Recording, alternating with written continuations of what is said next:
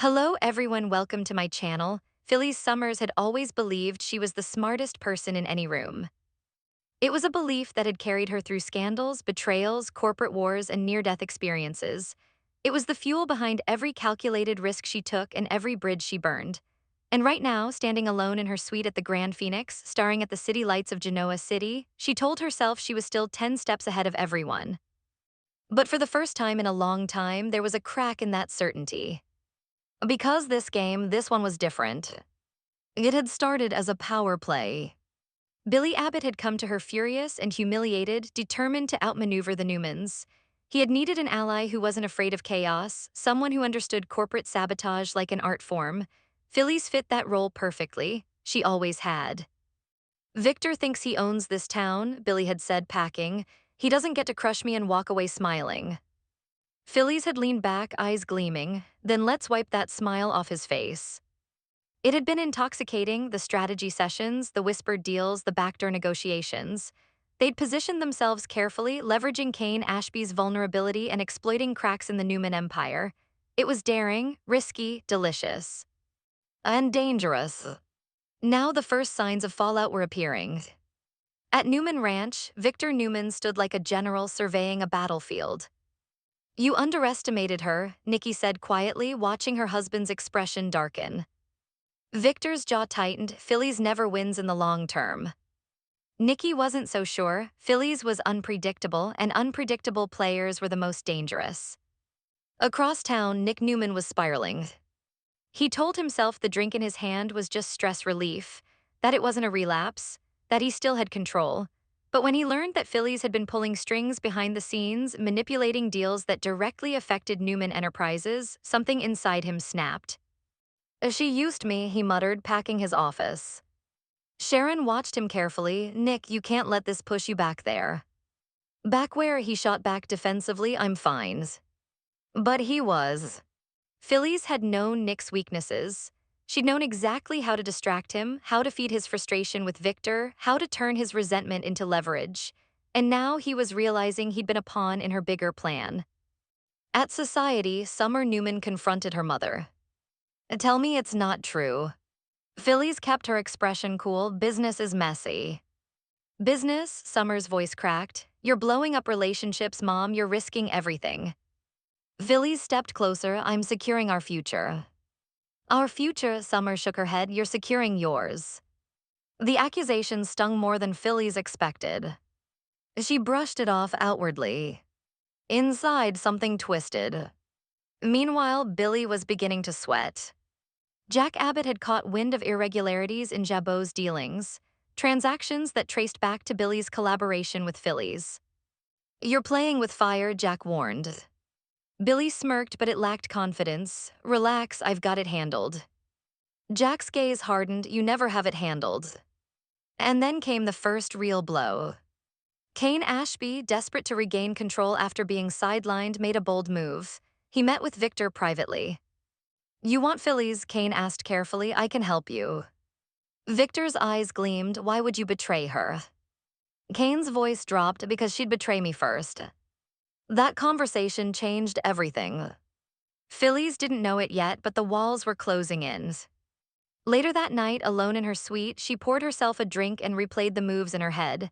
The accounts, the shell partnerships, the strategic leaks. Every piece was perfectly placed. So why did she feel like she was missing something? Her phone buzzed. It was Daniel. Mom, what are you doing? She stiffened, winning. Daniel's voice was strained. It doesn't feel like winning. For a split second, doubt flickered. Then she crushed it. I know what I'm doing. But as she ended the call, her reflection in the mirror didn't look so sure. The explosion came fast. Victor didn't strike publicly. He dismantled her quietly. One investor backed out, then another. A partnership dissolved overnight. Legal pressure mounted from an angle Phyllis hadn't anticipated. She stormed into Billy's office. What did you do? Billy looked blindsided. Me, this is Victor. No, she snapped. This is someone feeding him.